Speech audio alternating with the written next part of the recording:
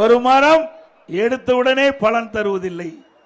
முதலிலே செடியை நடுவோம், அதற்கு தண்ணி ஊற்ற வேண்டும், அதுக்கு பராமரிக்க வேண்டும், எரு இட வேண்டும்.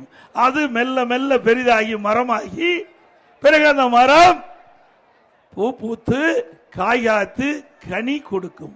அப்படித்தான் ஒரு இயக்கமும். எடுத்துடனே எந்த இயக்கமும் மக்களுக்கு நன்மை செய்துவிட முடியாது.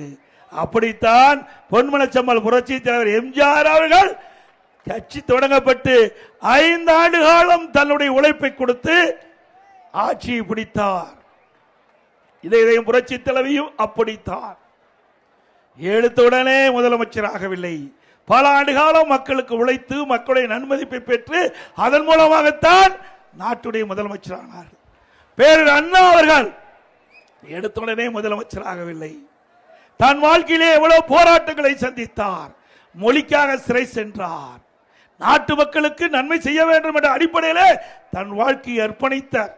இப்படி நம்முடைய தலைவர்கள் எல்லாம் மக்களுக்கு அர்ப்பணித்து வாழ்ந்து நமக்கு அதிமுக இயக்கத்தை அடையாளம் காட்டிவிட்டு சென்றிருக்கின்றார். அதுதான் இன்றைய தினம் அனைத்து இந்திய அண்ணா திராவிட முன்னேற்ற கழகம் நாட்டு மக்களுக்கு எண்ணற்ற திட்டங்களை செயல்படுத்திய கட்சி அதிமுக ஆட்சி.